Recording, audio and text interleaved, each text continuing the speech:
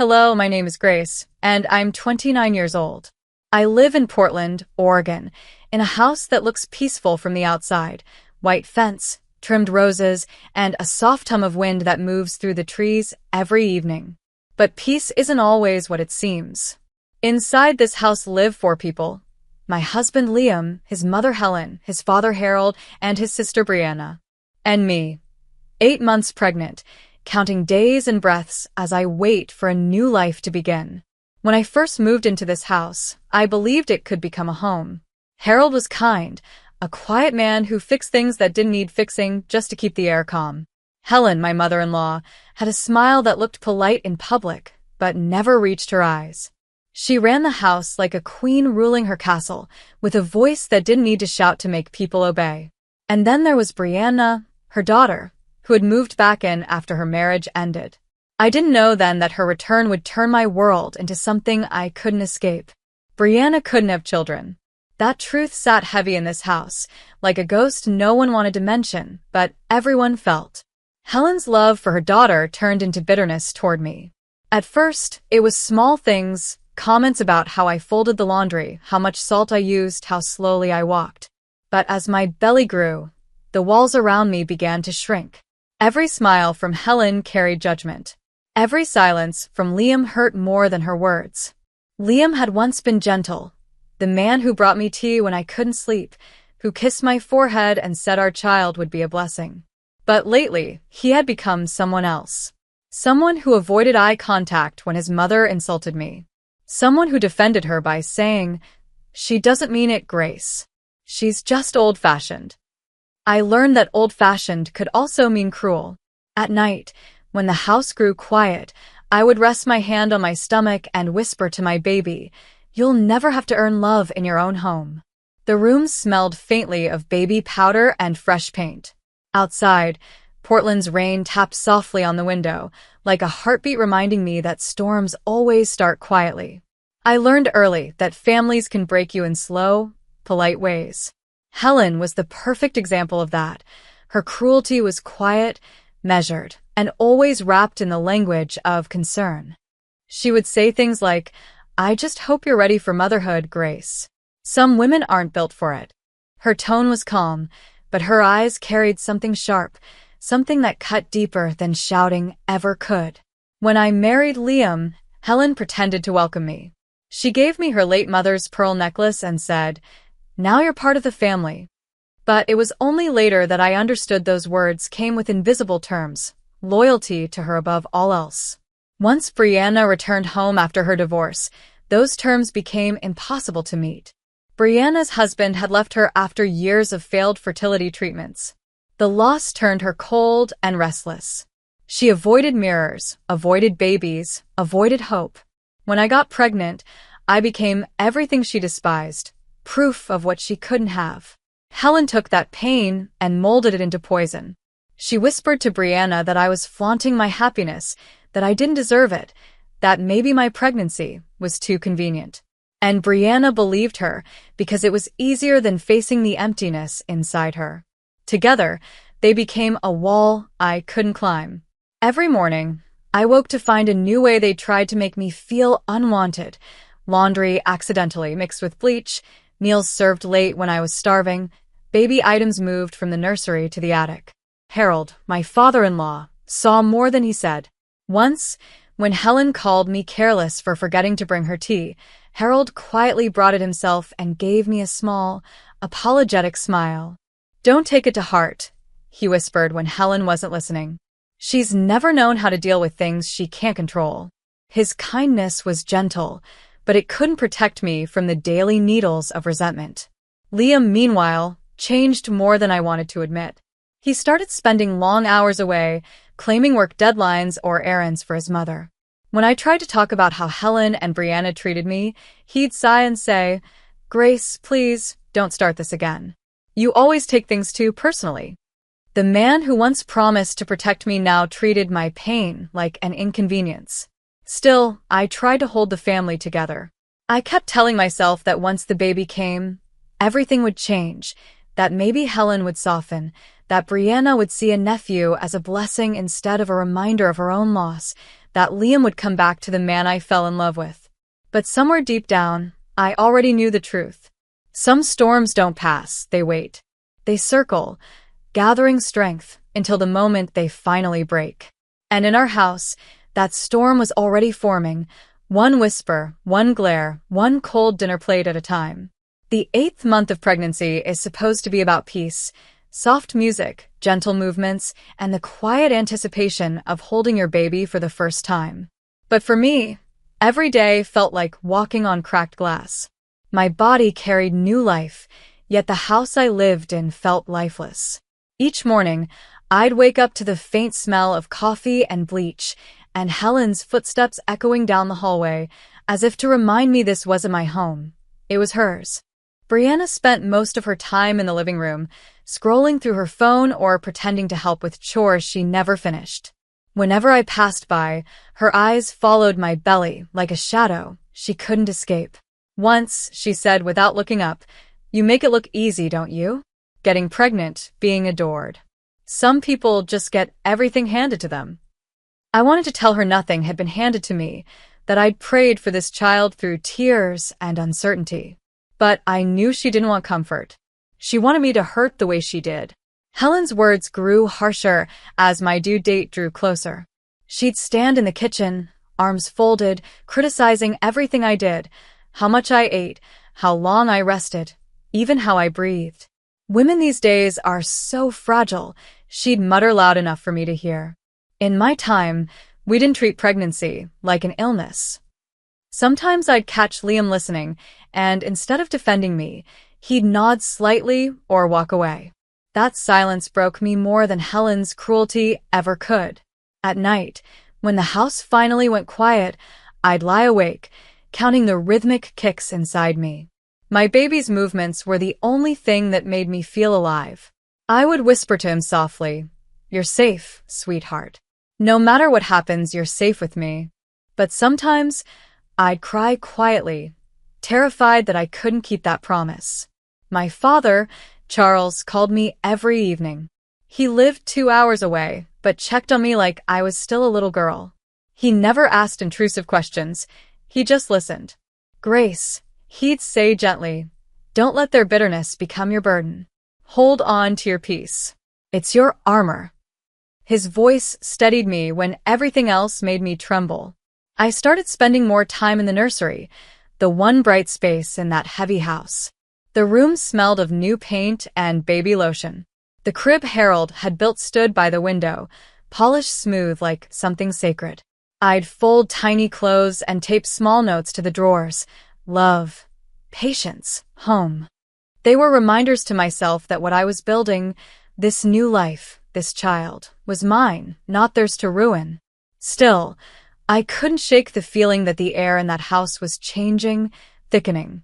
Every word, every glare, every slammed cabinet door was a warning. Something was coming, and deep inside, I knew the storm I'd feared wasn't far away anymore. When Helen suggested that the baby shower be held at our home, her voice carried the sweetness of false generosity. "It'll be easier for you, dear," she said with that tight smile she wore whenever she wanted control. "You shouldn't have to travel anywhere in your condition." I knew better than to argue. In this house, agreeing with her was often the only way to keep the peace. Harold seemed genuinely pleased, though. "We'll make it a nice day," he told me quietly, patting my shoulder as if to reassure me that kindness still existed here. Over the next few days, I tried to focus on the small, hopeful details, pink and gold streamers, a soft cake with buttercream frosting, and the little invitations Harold helped me print. I wanted the day to feel normal, to feel like love could still live here, even if only for a few hours. Sometimes I even caught myself smiling while folding napkins or arranging baby gifts in the corner of the living room. It was almost enough to make me believe this family might come together for one good day. But beneath the surface, tension was everywhere. Brianna made no secret of her resentment. She offered to help with decorations, only to criticize every choice I made. "Pink again," she sneered. "You really want everyone to know you're having a girl? Or are you just showing off?" I reminded her softly that I was having a boy, but she ignored me completely, as if my words didn't matter. Helen hovered constantly, correcting everything, the tablecloths, the seating plan, even the order of the food. You don't want people thinking you can't host properly, she said coldly. After all, this is your first event as a mother. Liam stayed out of the arguments, but his silence was its own betrayal. He came home late, claiming extra shifts, and avoided eye contact when I asked if he was excited about the baby shower. Mom's handling everything, he said once, scrolling through his phone. You should rest. It wasn't rest he wanted from me, it was obedience. The night before the shower, I couldn't sleep. I walked into the nursery, dimly lit by the glow of a nightlight shaped like a star. My reflection in the window looked pale, tired, almost unrecognizable. I placed my hand on my stomach and whispered to my baby, "Tomorrow will be fine, okay? We'll just smile and get through it." I didn't know if I was trying to convince him or myself. In the quiet, I heard the faint ticking of the clock in the hallway, each second stretching like a warning. Something in my chest tightened, a mix of fear and intuition I couldn't explain. But I pushed it away, telling myself over and over that tomorrow would be peaceful, that nothing bad could happen on a day meant for celebration. I was wrong. The storm had already entered the house. It was just waiting for the right moment to reveal itself. The morning of the baby shower arrived with rare sunlight streaming through the kitchen windows. Portland usually greeted us with soft gray skies, but that day, the light felt golden, almost kind. For a moment, I let myself believe it was a good sign, that maybe, somehow, the day would go smoothly. The house smelled faintly of lemon polish and fresh flowers. Harold had been up early, making sure everything was perfect. He arranged the food on the dining table and even placed a small vase of daisies near my chair. "You just enjoy the day, Grace," he said gently. "Don't worry about anything." By noon, guests began to arrive. Neighbors, a few of Liam's coworkers, and friends from my old job. Laughter filled the living room, the kind of laughter that hides small discomforts beneath it. For a little while, I almost forgot the tension that lived in the walls. Helen greeted everyone with her rehearsed smile, moving through the crowd like a hostess born for attention. "We're all so excited for Grace," she said loudly, as if trying to prove something to herself. I sat in a cushioned chair by the window, my belly round beneath a pale blue dress. People came to congratulate me, to touch my hand, to ask about the baby's name. I smiled, nodded, and thanked them, trying to stay calm. For the first time in months, I felt seen, not as a burden or an inconvenience, but as a woman about to become a mother. Then, the front door opened and the air changed.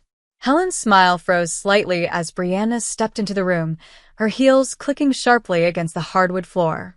She wore a fitted red dress, her makeup flawless, her expression unreadable. Behind her, Liam walked in, holding a small wrapped box.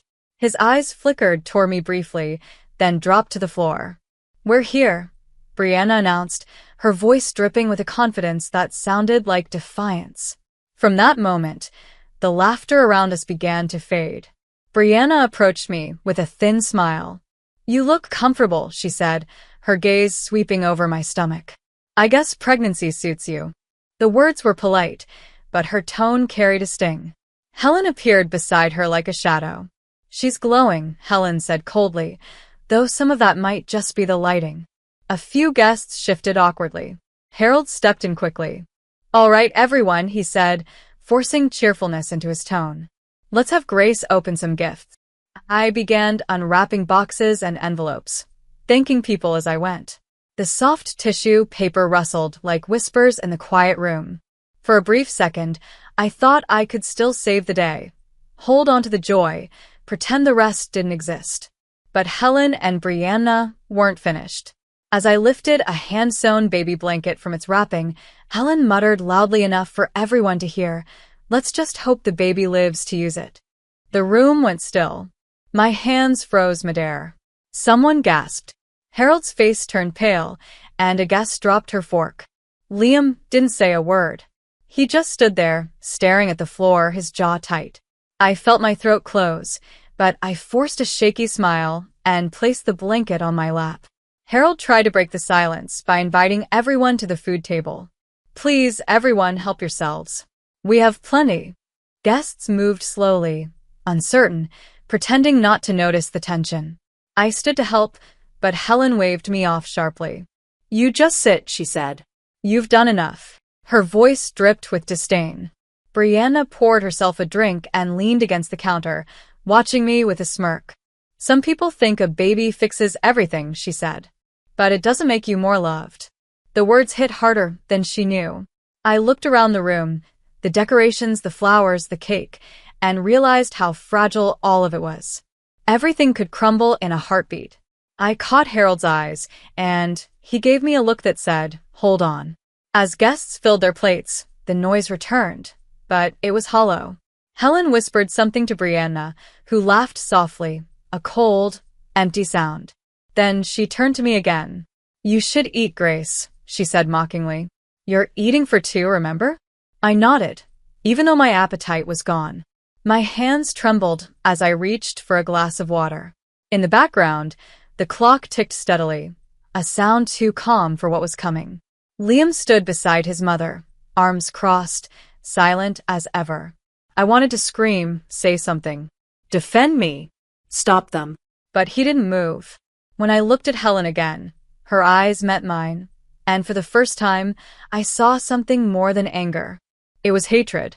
Pure, burning hatred. And in that instant, I knew that what was about to happen would change everything. It happened faster than I could process, like time itself had split in half. One side ordinary, the other chaos. The baby shower had turned into a performance where everyone tried to pretend that things were still fine. Harold tried to distract guests by serving food, making jokes that no one laughed at. But Helen's face told another story. Her lips pressed tight, her jaw stiff, her eyes sharp as glass. Brianna stood beside her, whispering into her ear like a viper feeding poison. Liam hovered close to them, arms folded, saying nothing but standing on their side. I was across the room, refilling my glass of water, trying to steady my hands. Every breath felt heavy. The noise of the guests blurred into meaningless chatter. Laughter here, whispers there, but my attention locked on Helen. Something about her posture made me freeze.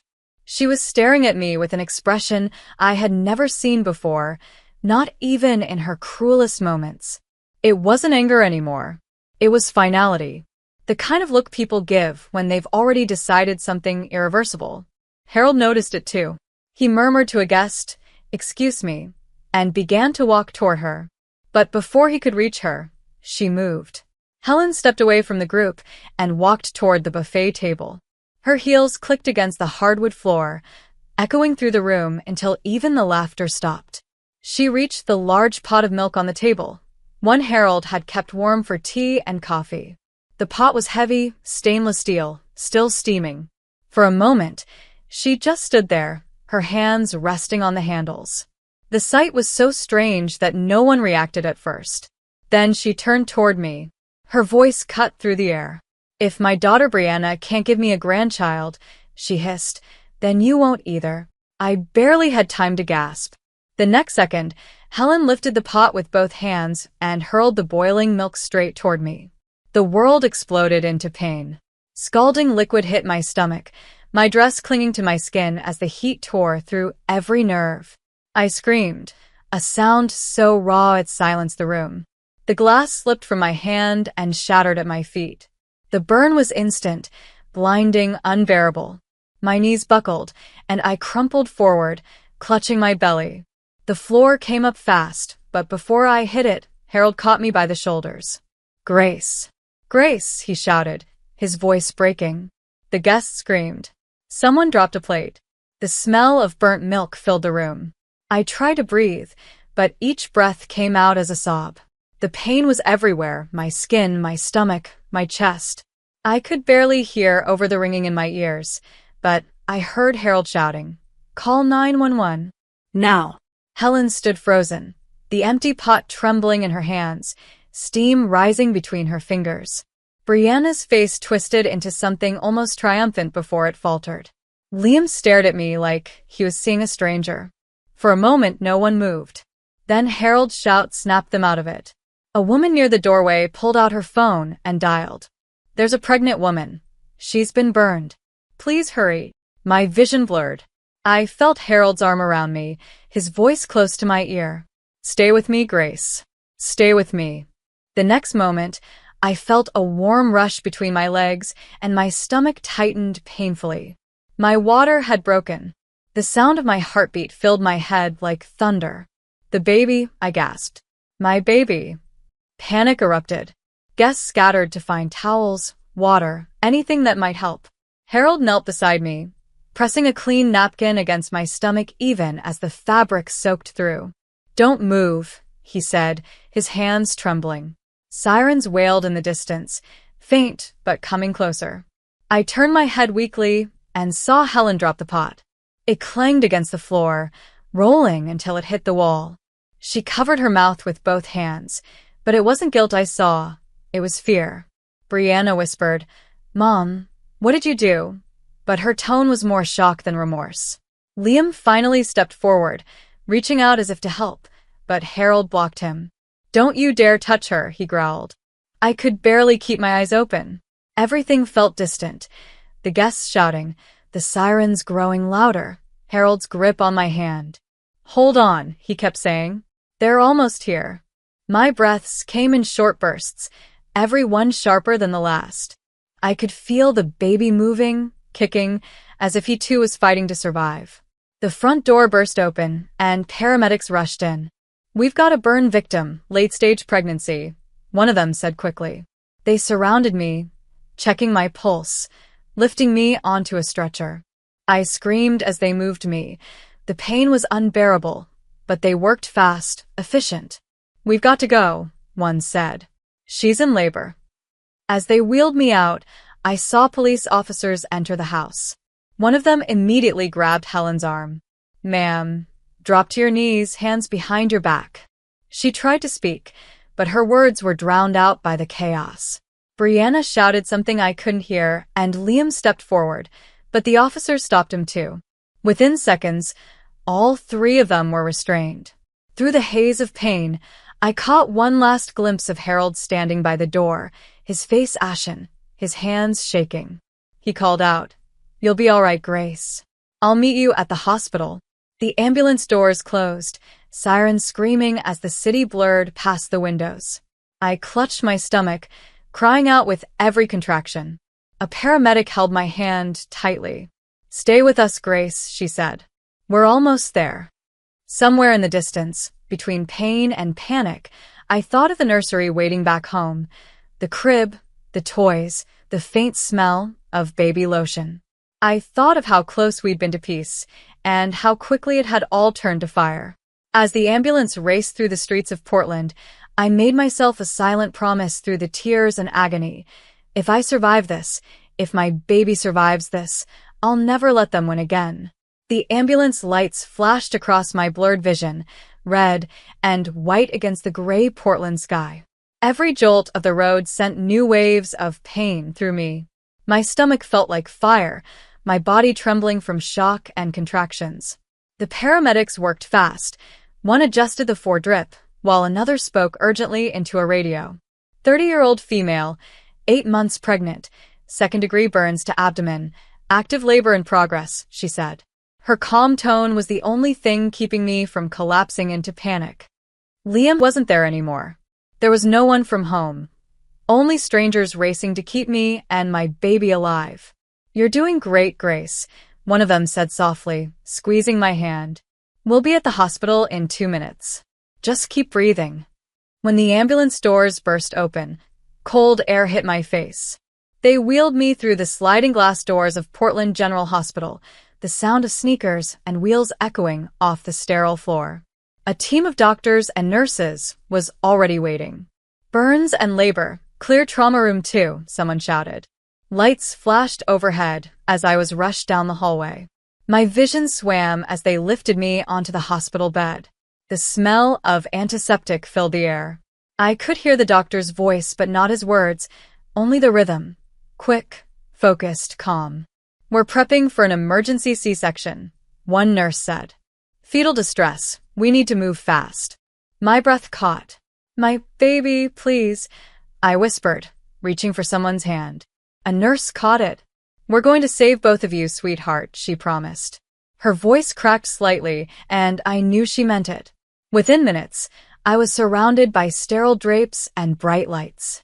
The anesthesiologist leaned close. "You'll feel pressure, not pain," he said. The medicine hit, and the burning faded to a dull ache. My mind drifted somewhere between consciousness and darkness. I could hear the faint beeping of monitors, the hum of machines, and then a cry. A small, fierce cry. Tears spilled down my face before I could even open my eyes. "He's here," the doctor said. "You have a son." The nurse held him up, pink, tiny, alive. My baby's cry filled the room, sharp and defiant, as if he already knew how hard he had fought to be here. The nurse wrapped him gently in a blanket and brought him to me. I reached out with shaking hands, touching his soft cheek. "You're safe now," I whispered through tears. "You made it." Moments later, Harold appeared at the doorway, his face pale but his eyes bright with relief. "They told me he's all right," he said, his voice breaking. I nodded weakly, still clutching my son. The doctor turned toward Harold. "She's stable. The burns will take time to heal, but she and the baby are both safe." Safe. The word echoed in my mind like a prayer. As they wheeled me into recovery, I looked down at my son sleeping against my chest. His tiny hand curled around my finger. For the first time since that nightmare began, I felt something other than fear. I felt peace. "I'll protect you," I whispered, pressing my lips to his forehead. No matter what happens next. 2 days after the emergency delivery, the hospital room became both a sanctuary and a battlefield. My son slept peacefully beside me in a bassinet, his tiny breaths a rhythm of life I clung to. But peace didn't last. The door opened and 2 police officers stepped in, calm, professional, but serious. One of them, Officer Grant, gently introduced himself. "Mrs. Miller," he said, "we're here to take your full statement about what happened at your baby shower." My throat tightened, but I nodded. I owed it to my son to speak the truth. They set a recorder on the table and let me begin. I described everything: Helen's constant cruelty, Brianna's jealousy, Liam's silence. And then the attack, the flash of boiling milk, the searing pain, the fall, the sirens.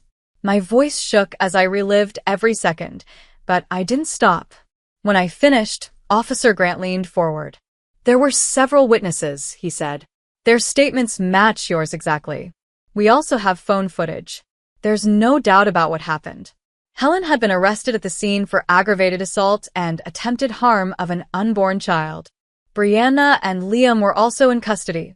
Brianna as an accomplice for provoking and encouraging the act, Liam for neglecting to intervene and obstructing police when they arrived. Harold, my father-in-law, had given his own statement in my defense, confirming months of emotional abuse leading up to that day. A detective came later that evening with an update. "The DA's office is moving quickly," she said. "There's too much evidence to delay charges. You and your baby are officially under protection until the trial." Harold visited daily, bringing flowers and baby supplies, promising that he would testify for me. My father, Charles, arrived from out of town, his presence quiet but firm. "You're not alone anymore," he told me. "Liam didn't visit, not once. He didn't call, didn't ask about our son."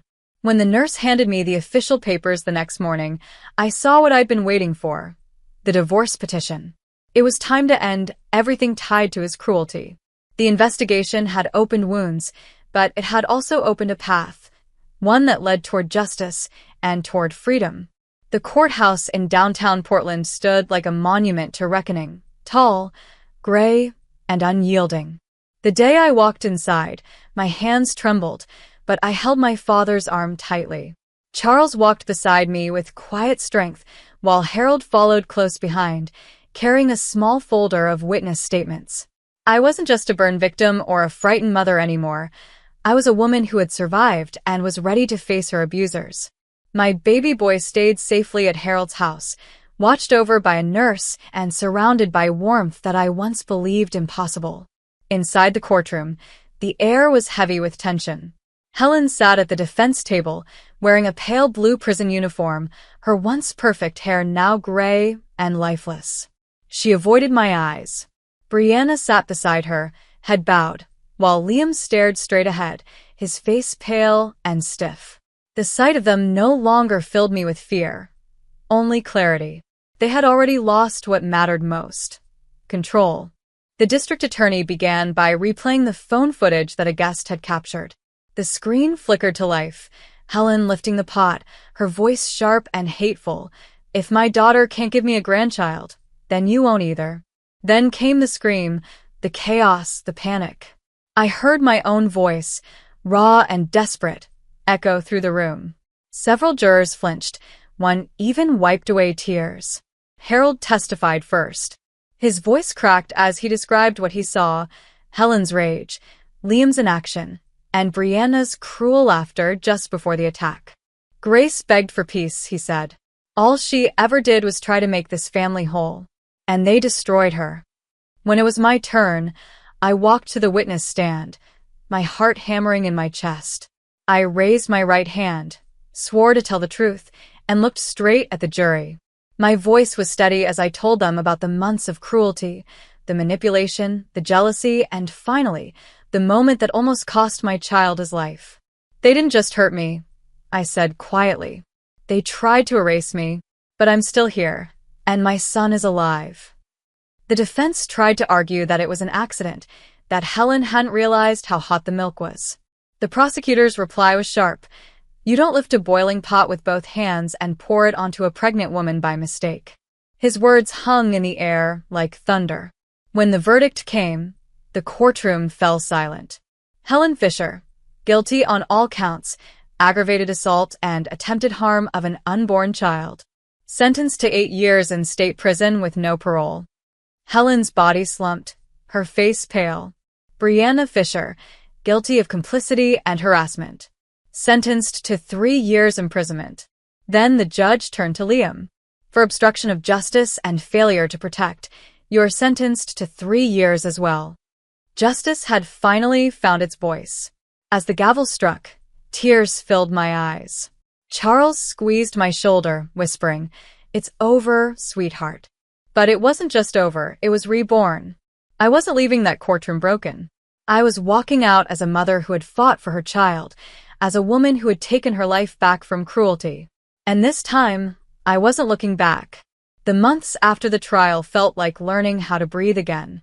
The silence in Harold's house was no longer tense or watchful. It was peaceful. The sound of my baby's laughter replaced the echoes of pain that had once haunted me. Each morning, sunlight filtered through the nursery window, warming the soft blue walls Harold had painted himself. He built a small wooden mobile shaped like stars and clouds, and every time it spun gently above the crib, I felt gratitude rise in my chest. My recovery wasn't easy. The burns across my abdomen healed slowly, leaving faint scars that told the story of survival written on my skin. Some nights, I woke in cold sweats, the sound of boiling milk and screams replaying in my dreams. But each time, I looked over and saw my son sleeping beside me, his tiny hand resting on my arm, and the nightmares faded. He was the proof that pain had won. Life had. Harold became like a second father to me, and his calm presence filled the home with comfort. "You've made this house feel alive again," he told me one evening as he watched me feed the baby. "It's what it should have always been." I smiled through quiet tears. Charles visited often, too, holding his grandson with reverence, whispering, "You're our miracle," as if he couldn't quite believe we had survived everything. Liam filed no appeal. He and his mother were serving their sentences, and Brianna's imprisonment had silenced the bitterness that once poisoned every corner of this family. The divorce was finalized smoothly, granting me full custody of my son and complete independence. When I signed those papers, I didn't feel sadness, only peace. That chapter of my life had ended, and a new one had begun. To support myself, I began working remotely as a freelance designer again, turning Harold's old study into a home office. During late nights, when my son slept, I'd look out the window toward the Portland skyline, quiet, glowing, full of possibility. The city no longer looked like a place of sorrow, but like a promise of healing. On my son's first birthday, we gathered in the backyard where everything had once gone wrong. The same lawn that had seen cruelty now held balloons, laughter, and love. Sharon and Edward's family friends came. Charles toasted softly, and Harold smiled as the baby smashed cake between his fingers. "You've rewritten the story," Harold whispered to me, "and you did it with strength." That night, after everyone left, I rocked my son in my arms beneath the glow of the same star-shaped nightlight that once comforted me in fear. I traced a finger along his cheek and whispered, "You will never have to audition for love in your own home." As I laid him down to sleep, I realized something profound. The pain had not destroyed me. It had transformed me. My name is Grace Miller. I am 29 years old, a mother, a survivor, and a woman who learned that real family isn't bound by blood, but by love, courage, and truth. Thank you for watching the story until the end. If you found Grace's journey powerful and inspiring, don't forget to like the video, share your thoughts in the comments, and subscribe to the channel for more emotional and meaningful stories every day. Your support helps us bring you more true-to-life tales of courage, justice, and hope.